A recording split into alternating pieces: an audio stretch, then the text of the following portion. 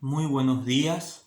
Hoy vamos a continuar la clase de historia del Paraguay hablando de la posguerra, de la Triple Alianza o Guerra del Paraguay o la Gran Guerra. Como ya habíamos visto en la clase anterior, las consecuencias que trajo esta guerra para el Paraguay fueron numerosas. Entre las consecuencias demográficas tenemos que entre el 70 y el 80% de la población paraguaya masculina desapareció como consecuencia de, de la gran cantidad de mortandad que hubo. La mayoría que quedaron fueron niños y también mujeres. Tenemos que también existen consecuencias económicas, ya que, como habíamos visto, una cláusula del Tratado Secreto de la Triple Alianza firmado por Argentina, Uruguay y Brasil establecía que el Paraguay se tenía que hacer cargo de los gastos de guerra, es decir, que nace la deuda externa paraguaya, aparte que las industrias, eh, las metalúrgicas, las fundiciones de hierro, quedaron prácticamente en ruina. Toda esa, esa revolución industrial que trajo el gobierno de los López prácticamente quedó destruida con una gran cantidad de personas que se debatían entre la pobreza y la miseria. Entre las consecuencias políticas habíamos visto también que hay una gran influencia de los países vencedores de la guerra de la Triple Alianza, especialmente Argentina y también Brasil, que van a empezar a poner gobiernos títeres, gobiernos que eran leales más bien a las políticas, ya sea brasileras o argentinas. Antes que terminara la guerra se había conformado ese triunvirato con Cirilo Antonio Rivarola, Carlos Loizaga y Díaz de Bedoya. Y luego se tenía que tratar de transformar o de empezar nuevamente con gobiernos alineados a las políticas imperialistas del Brasil o a las políticas de la Argentina. Y ahí vamos a ver que la política paraguaya se divide en dos grandes grupos. El Club del Pueblo y el Gran Club del Pueblo. Uno de tendencia liberal, que era más partidario de los argentinos, y el otro de tendencia hacia el lado brasilero, que vamos a ver que se identifica más con la era republicana. Entonces tenemos así las consecuencias de la guerra. Luego de la guerra se había conformado, como les dije, se había conformado se había reunido en un congreso para estudiar una nueva constitución, que fue la constitución de 1870, una constitución netamente de carácter liberal. Entre los redactores de esta constitución encontramos a Cayo Milto, Cirilo Antonio Rivarola, encontramos también a Palacios, Juan José de Cut, personas quienes intervinieron en este congreso, y el 18 de noviembre de 1870 se sanciona esta constitución muy de características similares a la constitución argentina y también a la constitución americana. El periodo de gobierno era de 4 años, se establecía el régimen presidencialista, aparecía la figura del juicio político, se empezaban a garantizar los derechos individuales de la población. Es una constitución bastante moderna que vino a reemplazar la constitución de 1844 de Carlos Antonio López. Dentro de esta asamblea se eligió como presidente a Facundo Machaín. Facundo Machaín no era bien visto por el gobierno brasilero, Entonces lo obligan a renunciar y asume la presidencia Cirilo Antonio Rivarola, que es presidente tendría que ser presidente de 1870 a 1874, pero él renuncia en 1871. En realidad no renuncia, sí, se aceptó su renuncia. Silvio Antonio Rivarola inició su presidencia en el año 1870 hasta el año 1871. Entre sus obras de gobierno podemos establecer que tuvo una gran negociación para tratar de consolidar un tratado de paz y límites con el Brasil, pero también tuvo mucha oposición, tuvo un enfrentamiento con su ministro de Hacienda, Juan Bautista Gil, y como consecuencia de eso, Rivarola presenta su renuncia ante el Congreso creyendo que no iba a ser aceptado. Sin embargo, el Congreso acepta su renuncia y asume su vicepresidente Salvador Jovellanos, que termina el periodo presidencial de los 4 años, como ya le había mencionado, que era una característica en cuanto a la duración del periodo presidencial según la Constitución de 1870. Durante el gobierno de Salvador Jovellanos, de 1871 a 1874, se firma el Tratado de Paz y Límites con el Brasil, conocido como el Tratado Cotegipe-Loizaga. El Barón de Cotegipe por parte de Brasil y Carlos Loizaga por parte del Paraguay se firmó el 9 de enero de 1872. Podemos decir también que este tratado trajo muchas críticas, especialmente por parte de la Argentina, ya que el Tratado Secreto de la Triple Alianza establecía que los 3 países, Brasil, Argentina y Uruguay, tenían que celebrar juntos la paz con el Brasil. Sin embargo, Brasil fue el que más se apresuró y rápidamente firmó un tratado de paz y límites con el Paraguay, que fue el Tratado Cotegipe-Loizaga. Argentina protesta contra Brasil, casi estalla una guerra entre Argentina y Brasil por esta situación, y fue Mitre, a través de un viaje que realiza a Río de Janeiro, quien pone paños fríos y digamos se bajan los ánimos caldeados entre el Brasil y la Argentina. Entonces, durante el gobierno de Salvador Jovellanos se firma el Tratado de Paz con el Brasil. Luego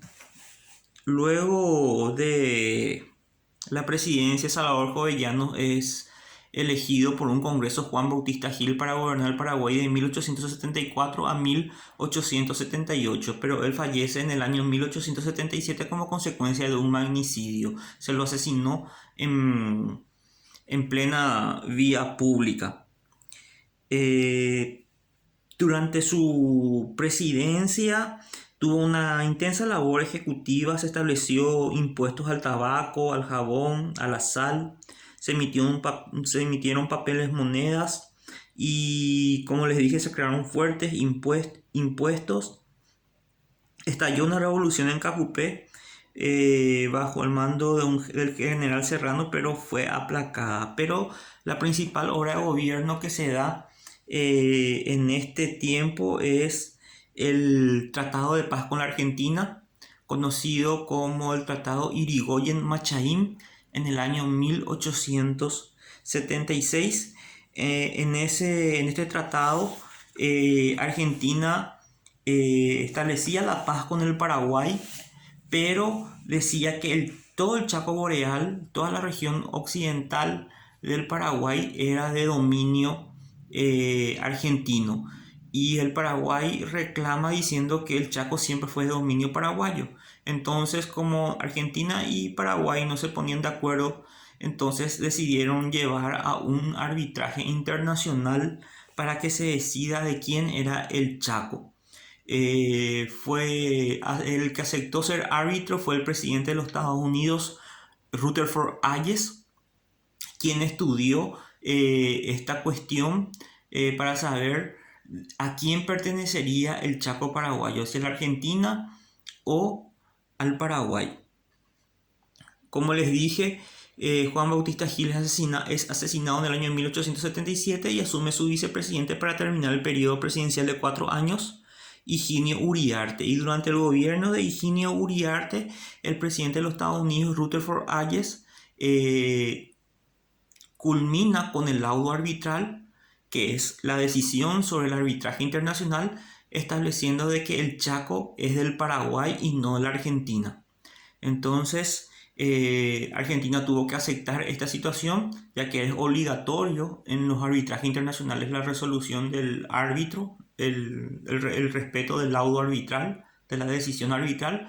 Entonces, Argentina tiene que aceptar, y así el Chaco quedó bajo dominio del Paraguay. El abogado del Paraguay en Washington en el arbitraje fue el doctor Emilio Aceval. Perdón, el doctor Benjamín Aceval.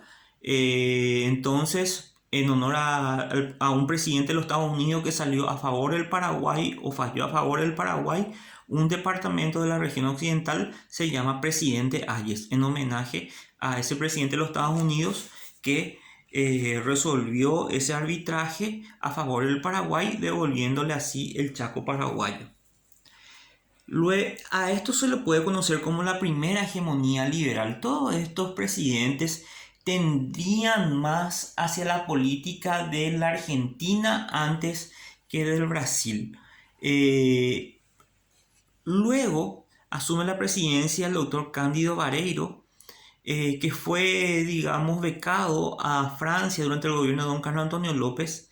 Él fue electo en un congreso para ser presidente de 1878 a 1882, pero fallece en el año 1880 y asume la presidencia su vicepresidente, el general Bernardino Caballero, que había sido preso en el Brasil. Luego de la Triple Alianza fue llevado preso en Río de Janeiro, lo convierten en masón y lógicamente trae en su gobierno, digamos, siempre más una tendencia hacia el Brasil que la Argentina. Entonces, desde el gobierno de Cándido Barreiro podemos mencionar la primera hegemonía republicana, aunque el Partido Colorado todavía no se había fundado.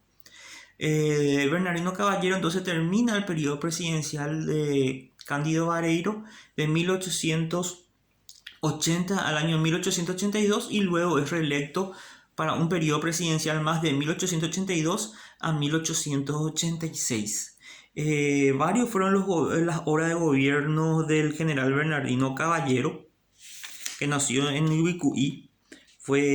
Inició siendo un soldado durante la guerra y terminó siendo general.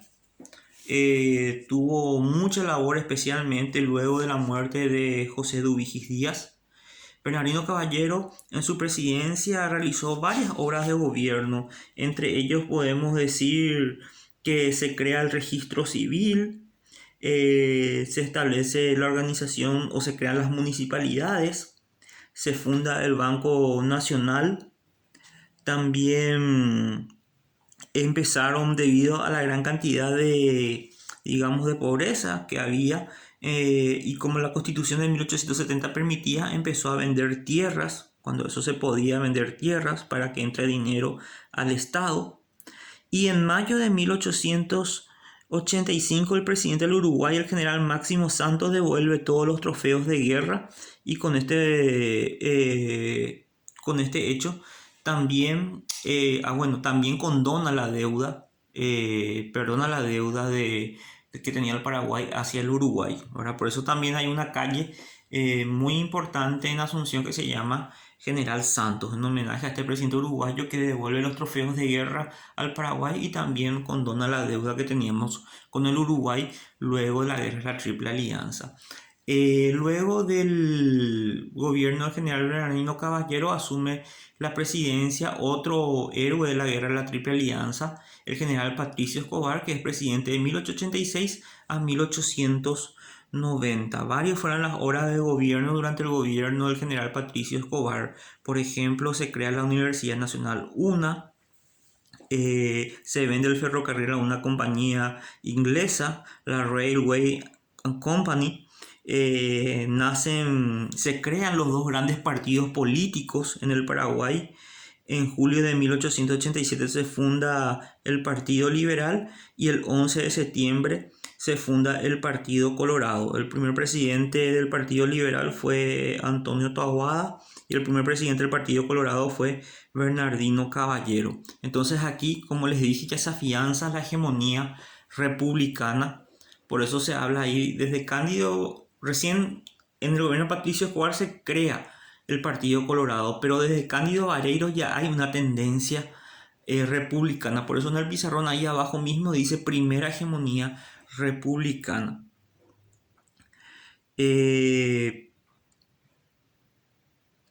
Luego de la presidencia del general Patricio Escobar, asume la presidencia Juan G. González, que fue presidente entre 1890 y 1894. Luego viene el general Juan Egusquiza de 1894 a 1898. Hay que decir que el Partido Colorado estaba dividido en dos grandes facciones, los caballeristas y los egusquicistas, ¿verdad? O sea, los partidarios de Bernardino Caballero y los partidarios de Egusquiza. Egusquiza entonces es presidente entre 1894 y 1898. Podemos decir que durante su gobierno se dicta la ley del matrimonio, se crea el Consejo Nacional de Educación.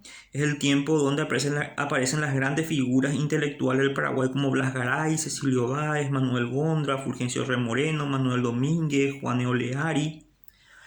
Luego la presidencia de Juan Egusquiza viene el gobierno de Emilio Aceval de 1898 a 1902 y finalmente el gobierno del coronel Ezcurra de 1902 a diciembre de 1904, en donde aparece la gran revolución liberal. Los colorados pierden el poder y se empieza la segunda hegemonía liberal hasta el año prácticamente 1940. Espero que esta clase haya sido del agrado de ustedes. Esperen la guía de estudios y nos vemos oportunamente.